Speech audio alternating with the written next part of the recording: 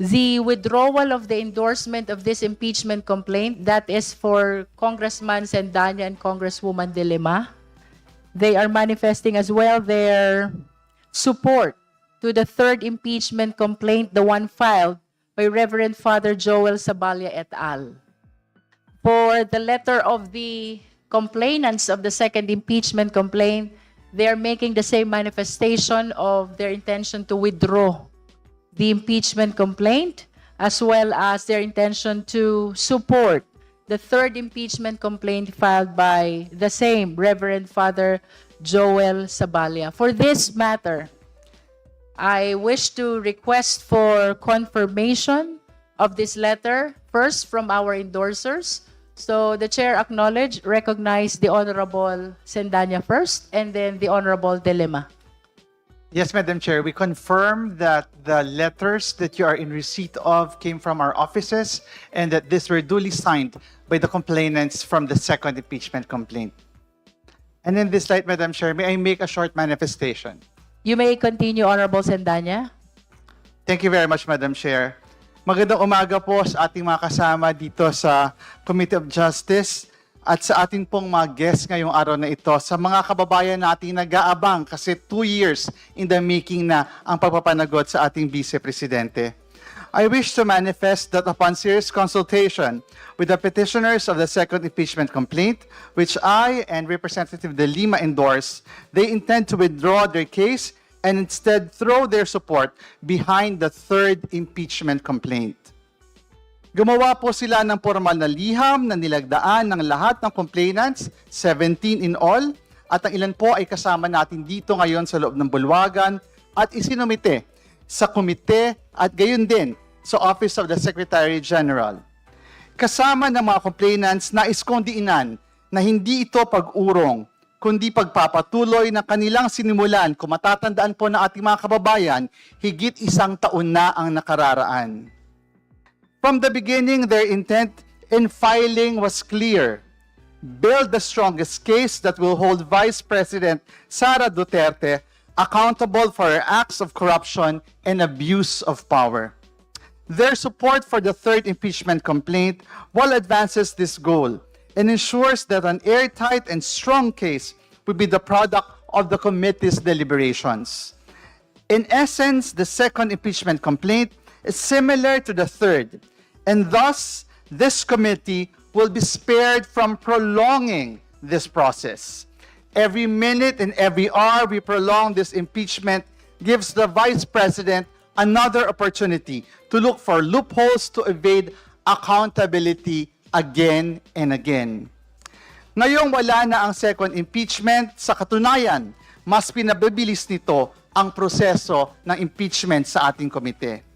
Ngayon pa lang, may ibang kaalyado na ang Vice President na natutuwa at nagdidiwang dahil nag-withdrawn ang second impeachment complaint. Thinking this shows a weakening of the case against her. Pasensya na po kung babasagin ko ang inyong trip. Mas pinadadali nga po natin ang pag-i-impeach sa kanya. With one less complaint, we are now expediting Vice President Sara Duterte's long-delayed day of accountability. Madam Chair, dear colleagues, higit sa 1 taon na mula noong inendorso ko ang unang impeachment complaint noong December 2, 2024. Our complainants have patiently waited and have shown their unwavering commitment to the truth, justice, and accountability. Naghihintay sila ng matagal na sagutin ni VP Sara ang aligasyon laban sa kanya. And hopefully, their long wait will not be for naught. Tuloy ang laban, and as Deputy Minority Leader and ex-official member of this committee, I fully trust that this committee will decide on the merits of this case. Nang sa wakas, ay mahatid na natin ito hanggang sa Senado. Thank you very much, Madam Chair. Thank you, Honorable Sendanya. Now we will hear from the Honorable De Lima in line with the letter withdrawing the impeachment complaint. Madam Chair, may I just make a... May we hear first the endorser, Honorable Nasal. The Honorable De Lima is recognized. Thank you, Madam Chair.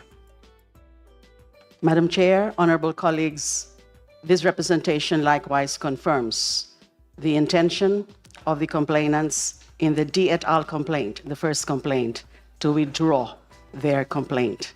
And that is manifested by the filing of both the letter seeking withdrawal and also the letter of the endorsers seeking likewise the withdrawal. Sa pagsampa ng reklamong impeachment noong February 2, malinaw ang pakay ni Kiko D et al. Mga kasama niya, D and mga kasama niya.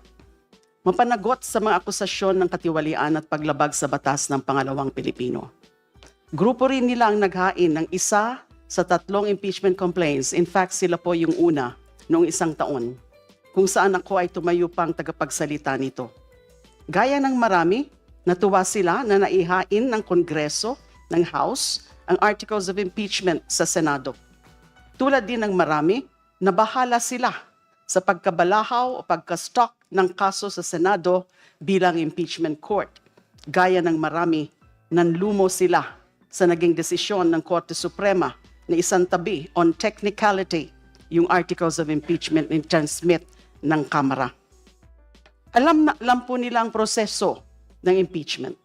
Alam nila na kailangan makakuha ng sapat na bilang sa sapat na panahon upang maitawid ang reklamo mula sa komite papuntang plenaryo at mula plenaryo ay madala ang articles of impeachment sa Senado sa lalong madaling panahon. Siyempre po, sila ay umaasa na may kasabay na panalangin na sana this time, this year, this Congress, lilitisin na forthwith sa impeachment court ang pangalawang Pangulo. Conscious sa tumatakbong oras at sa kinakailangang bilang sa komite, plenaryo sa Senado, pinag-isipang maigi ng mga complainants kung ano ang mabisang estratehiya at mainam na mga taktika upang umusad ng mabilis at mas epektibo ang reklamong impeachment.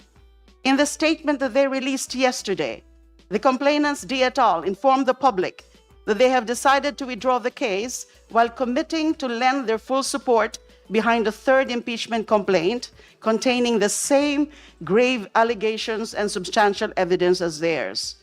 Incidentally, the third complaint was likewise endorsed by this representative. According to the complainants, quote, "Consolidating our support behind the third complaint will strengthen our position and help move the case forward to the Senate impeachment court. We believe that the impeachment process must proceed at the earliest possible time, free from procedural limbo and unnecessary legal delays that would otherwise obstruct the process." End of quote. Sang-ayon po tayo rito. Sang-ayon po kami ni Representative Sendanya as endorsers. Sa katunayan, humahanga po tayo sa naging pasya nila na iurong na lang ang kanilang reklamo para bigyang daan at masuportahan ang kaparehong kaso na isinampa ng third set of complainants para ma-consolidate ang efforts, mapibilis ang usad ng impeachment. In short, the complainants in the second complaint, D et al. Complaint, are withdrawing the complaint in order to secure more significant and strategic gains down the line, which includes the streamlining of the proceedings and cutting down of some precious time that could have been consumed by needless consideration, needless debate, as well as procedural delays and detours that this Congress and the people could no longer afford. In the final analysis, it does not matter much to the complainants, whose name will be in the end credits, so to speak, because they are still interested parties. Their sights have always been set on a fixed goal: impeach the Vice President and hold her accountable for the grave offenses she committed against the Filipino people. Here, now, to paraphrase the lyrics of a song, I don't care how we'll get there, just get there while we can. And so, I make of record and manifest that D et al. Are withdrawing their impeachment complaint. This confirms the letter that they have filed earlier with this committee, as reiterated and supported by this representation and Representative Percy Sendanya in our separate letter that we have also filed with this committee. I so respectfully manifest, Madam Chair, maraming salamat po.